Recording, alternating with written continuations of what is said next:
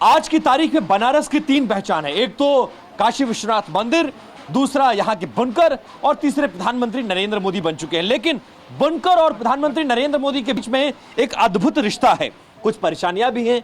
उसी को समझने के लिए गलियों से होते हुए छोटी छोटी कोठरियों में चल रही हाथ की वो मशीनें जिनके जरिए बनारसी साड़ी बनाई जाती है, वहां पर हम पहुंचे हैं और अंदर आपको लिए चलते हैं। इस घुप अंधेरे के बीच में देखिए एक मामूली सी रोशनी में कैसे ये कारीगर यहां पर बैठ के, कुछ हाथ वाली मशीनें हैं और कुछ हैंडलूम है। ये देखिए इस तरफ हाथ वाली मशीनें हैं जहां पर बनारसी साड़ी को बनाने की कोशिश की जा रही है। चचा बना रहे हैं साड़ी और लगभग 20 से 25 दिन में एक साड़ी बनती है। अच्छा, लेकिन ये जो बुनकर है बनारस का, ये प्रधानमंत्री नरेंद्र मोदी के कितना करीब है? अपना मानता है कि नहीं मानता है? अपना मानते हैं मोदी जी को। कोई समस्या है नरेंद्र मोदी से? कोई समस्या नहीं है, सिर्फ महंगाई से। महंगाई से एक आम आदमी के जीने के लिए बहुत ज्यादा मुशक्कत है, वो एक समस्या है। लेकिन बनारस का कॉरिडोर बना, जो काशी विश्वनाथ कॉरिडोर है, महाकाल का कॉरिडोर बना, महाकाल कॉरिडोर, भगवान श्री राम का मंदिर बना। इसके बाद लोग ये कह रहे हैं कि देश का मुसलमान बहुत परेशान है, बहुत हैरान है, नरेंद्र मोदी को पसंद नहीं करता है। बनारस का मुसलमान क्या सोचता है? ऐसा कुछ नहीं है, उससे तो बिजनेस में बढ़ावा होगा। नेता के तौर पर नरेंद्र मोदी को आप कैसे देखते हैं? बहुत बेहतरीन। क्या बात कर रहे हैं? जितना भी कहेंगे कम। पिछली सरकार जितनी भी थी वो एकदम गीदड़ की तरीके से हिंदुस्तान को बना दिया था। लेकिन मोदी सरकार एक ऐसी सरकार है जो वर्ल्ड में शेर की तरीके से, सोने की चिड़िया जिसको कहते थे, आज सोने के शेर जो है और सम्मान बढ़ा है। लेकिन जहाँ तक ये अपने बनारसी साड़ी और बुनकर की बात है, इसके लिए कुछ करने की अलग से आवश्यकता है। और जहाँ तक सवाल है तो मुस्लिमों का दुश्मन मोदी सरकार नहीं है, स्वयं मुस्लिम ही है। असदुद्दीन ओवैसी को जानते हैं ना आप? हाँ, वो तो कहते हैं बड़े मुसलमान परेशान है, हैरान है, बहुत रोजी रोटी चली गई, मार जाएंगे, दबा दिए जाएंगे। अच्छा, ये बताइए कि असदुद्दीन ओवैसी हैं कौन?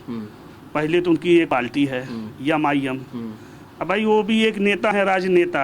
जैसे यहाँ तमाम ऐसे नेता हैं जो एक दूसरे को भड़काने का काम करते हैं, तो वही तरीका से असदुद्दीन ओवैसी साहब का काम है कि भाई उनको मुसलमान का वोट चाहिए, उनको मुसलमान का समर्थन चाहिए। तक वो मुसलमान के हक में भड़काएंगे नहीं, बोलेंगे नहीं, तो उनका जो सियासी फायदा है वो नहीं हो पाएगा। कोई भेदभाव हो रहा है? हमें सिलेंडर मिला, कंट्रोल का केवल मिल रहा है, आटा मिल रहा है, सब मिल रहा है, इसमें कोई भेदभाव नहीं है।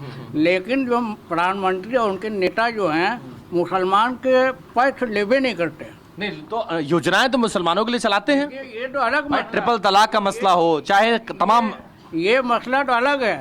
लेकिन कभी स्टेट से बोलते नहीं मोदी जी। तो आप अपील करेंगे हमारे जरिए? हाँ, मुसलमानों का भी वोट मांगने करिए। हमारे असर मदनी ने यही कहा, मुसलमानों को मांगे वोट देंगे, मुसलमान वोट देने को तैयार है। और जारी हो जाएगा देवबंद साहब के। हाँ, असर मदनी तो कहा है। मुसलमान डरा हुआ महसूस करता है क्या प्रधानमंत्री नरेंद्र मोदी के राज में? बिल्कुल नहीं, मुसलमान प्रधानमंत्री जी के साथ हैं। आज देख लीजिए, अगर मुसलमान डरा होता तो आज जो है मुसलमान क्यों पार्टी में? आज देख लीजिए कि हमारी बीजेपी सरकार में तमाम मुसलमान वोट भी दे रहे हैं और पार्टी में जुड़ रहे हैं और उन टिकट भी मिल रहा है। टिकट भी दे रहे हैं, निकाय चुनाव में तो टिकट भी अभी 370 टिकट मुसलमानों को दिया गया है। देखिए यही है। देखिए ये एक तस्वीर है जो आप तक पहुंचाना बहुत जरूरी है।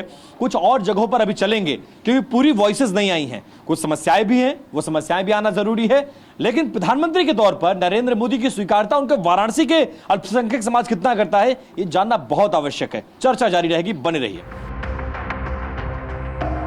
हमारा इरादा अलग अलग इलाकों से मोदी को लेकर भाईजान की सोच को बारीकी से परखना है। इसलिए हमने मोहल्लों में बातचीत के बाद बाजार का रुख किया।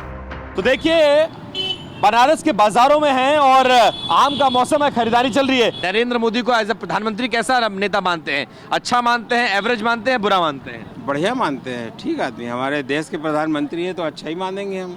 लोग कहते हैं मुसलमानों को विरोधी हैं, वो मुसलमानों को पसंद नहीं करते। ये सब तो हमें नहीं मालूम, हम तो बताते खुद हमसे बात कर रहे हैं ना। हम मुसलमानों की बात नहीं जान रहे हैं, हम अपनी बात जान रहे हैं। ठीक है मोदी जी, बढ़िया लगते हैं आपको? ठीक है, कहीं कोई भेदभाव तो नहीं? मोदी बहुत बढ़िया लगते हैं, अच्छा कपड़ा पहनते हैं, साफ सुथरे हैं। कुछ और लोग हैं, एक बार मिठाई की दुकान में देखिए, ताजी ताजी मिठाई बन रही है और मिठाई की बहुत सारा वैरायटी भी है। तो मोदी जी के राज में बनारस चमका है कि नहीं चमका? बहुत चमका है भैया। हाँ, बहुत मिठाई बिक रही है। हम लोग संसदीय क्षेत्र में है, हम लोग उन्हीं की जो है गुण गाना है हम लोगों को। ठीक तो है। गर्व होता है कि जब लोग पूछते हैं कहाँ से हैं और जब आप बनारस बताते हैं तो लोग कुछ अलग नजरिए से आपको देखते हैं और इज्जत देते हैं। बिल्कुल बिल्कुल देते हैं। वो हमारे क्षेत्र काशी क्षेत्र के जो है सांसद, वो जो है प्रधानमंत्री है। ठीक है, बिल्कुल हम। अजी साहब ये बताइए क्या माहौल है बनारस में, बनारस का मुसलमान क्या सोच रहा है?